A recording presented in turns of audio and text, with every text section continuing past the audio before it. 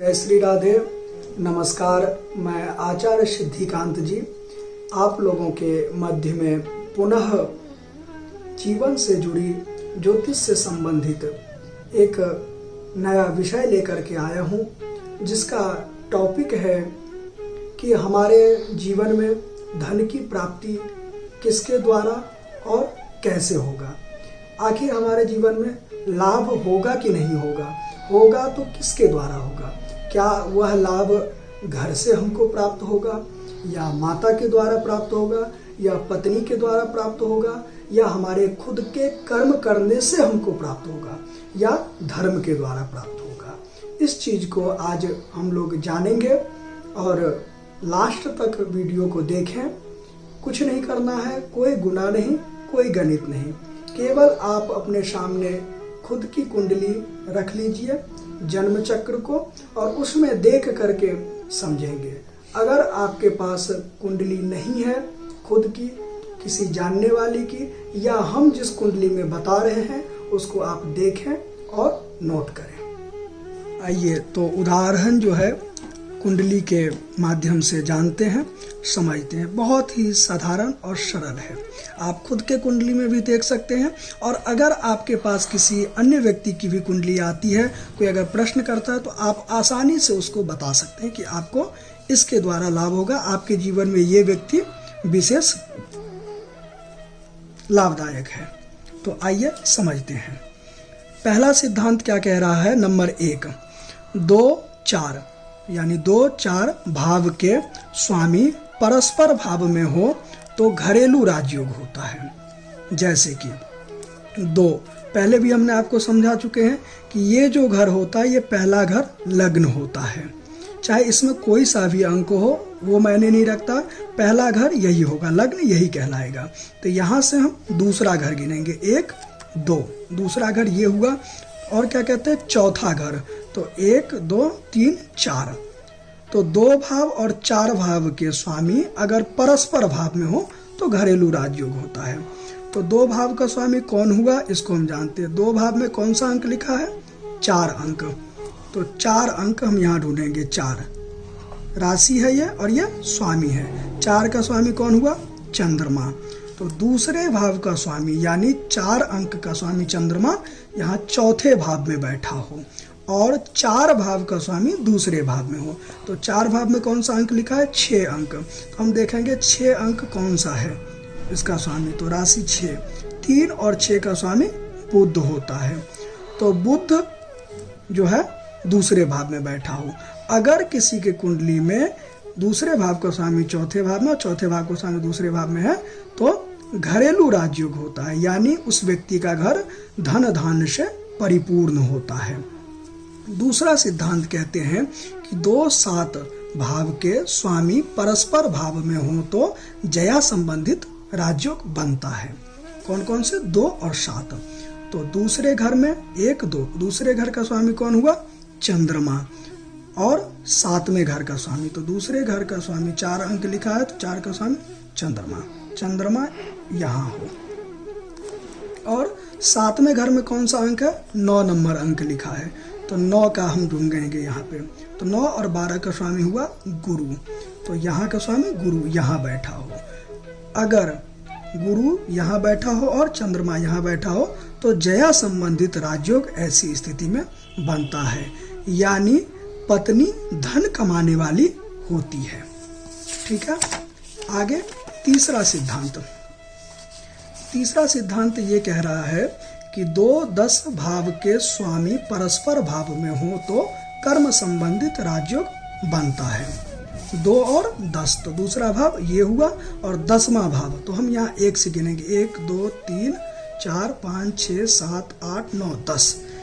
10वां भाव, तो 10 नंबर के भाव में कौन सा अंक लिखा है? 12। तो अब हम यहाँ देखेंगे कि 12वीं राशि का स्वामी कौन होता है। तो 9 और 12 का स्वामी गुरु होता है, यानी यहाँ का स्वामी गुरु हुआ। तो गुरु दूसरे भाव में बैठा हो, और दूसरे भाव का स्वामी कौन हुआ? चंद्रमा। चंद्रमा यहाँ बैठा हो। अगर ये संबंधित योग गुरु दूसरे भाव में हो और चंद्रमा 10वें भाव में हो तो कर्म संबंधित राजयोग बनता है। व्यक्ति को कर्म के द्वारा धन की प्राप्ति होगी। जितना कर्म करेगा उतना ही उसको धन की प्राप्ति होगी। तत्पश्चात चलते हैं अगले योग पे। कहते हैं घरेलू राजयोग, यानी 11 और 4। 11वें घर हम गिनेंगे यहाँ से 1 2 3 4 5 6 7 8 9 10 11। 11 नंबर में कौन सा अंक लिखा है? 1। तो 1 का स्वामी कौन हुआ? 1 और 8 का स्वामी मंगल। तो यहाँ का स्वामी मंगल अगर चौथे भाव में हो, चौथा घर कौन सा हुआ? 1 2 3 4। तो यहाँ का स्वामी अगर मंगल यहाँ पर हो और चौथे घर का स्वामी 11वें घर में हो, तो चौथे घर में कौन सा अंक लिखा है? 6। तो 6 का स्वामी कौन हुआ? तो हम यहाँ देखेंगे 3 और 6 का स्वामी हुआ बुध। अगर बुध यहाँ बैठा हो तो ये हो गया घरेलू राजयोग। तो व्यक्ति को घर से लाभ होगा, घर जो है लाभ से भरा होगा। तत्पश्चात हम अगले सूत्र पे चलते हैं। अगला सूत्र कहता है जया संबंधित राजयोग, यानी 11 और 7 भाव के स्वामी अगर परस्पर भाव में हो, तो 11वां घर ये हुआ और 7वां घर ये हुआ परस्पर भाव में, यानी 11वें भाव का स्वामी कौन हुआ? 1 है तो 1 का स्वामी मंगल।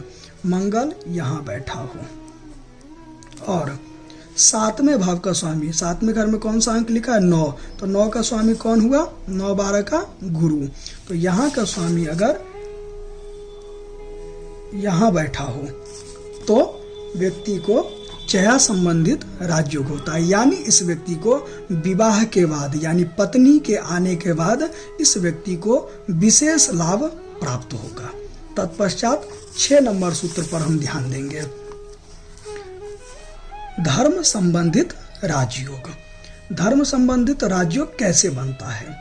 11वें घर का स्वामी और 9वें घर का स्वामी अगर परस्पर भाव में हो, तो 11वें घर का स्वामी, 11 घर में कौन सा अंक लिखा है? 1।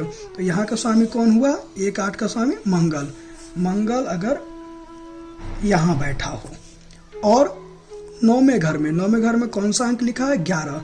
तो 11 नंबर का अंक हम यहाँ देखेंगे तो 10 11 का स्वामी शनि होता है।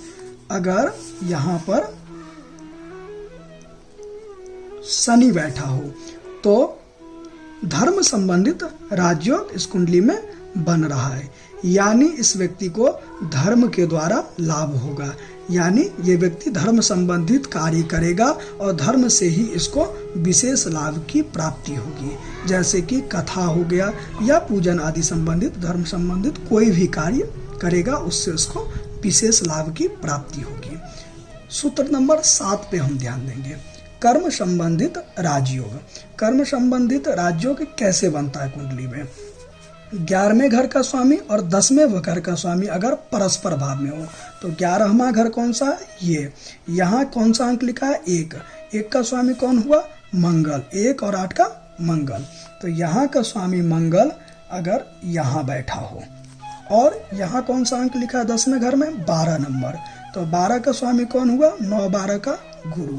यहाँ का स्वामी गुरु अगर यहाँ बैठा हो तो व्यक्ति का कर्म संबंधित राजयोग बनता है, यानी ये व्यक्ति जितना कर्म करेगा उतना ही लाभ होता है। कई बार व्यक्ति सोचते हैं कि हम कर्म करते हैं परंतु उतना लाभ नहीं होता है, तो ये योग पे ही घटित होता है। जितना ये व्यक्ति, जब ये योग बनेगा, ये व्यक्ति जितना कर्म करेगा उतना ही लाभ होगा। कई व्यक्ति की कुंडली में आपने देखे होंगे कि व्यक्ति कर्म कम करता है, लाभ उसको विशेष होता है, परंतु इस योग में क्या है कि आप जितना कर्म करेंगे उतना ही लाभ आपको प्राप्त होगा। अब आप जान ही गए होंगे कि किस प्रकार से कुंडली में कौन सा योग बनता है, तो किसके द्वारा धन की प्राप्ति होती है। सरलतापूर्वक आप समझ गए होंगे। अगर आपको हमारी यह वीडियो पसंद आई हो तो आप लोग लाइक करें, कमेंट करें, सब्सक्राइब करें, जिससे कि हमारी अगली वीडियो पुनः आप तक पहुंच सके और पुनः आप जानकारी का लाभ ले सके। विशेष जानकारी के लिए अथवा जीवन में चल रही किसी भी समस्याओं का समाधान जानने के लिए नीचे दिए गए विवरण पर आप संपर्क करें और जानकारी प्राप्त करें। जय श्री राम।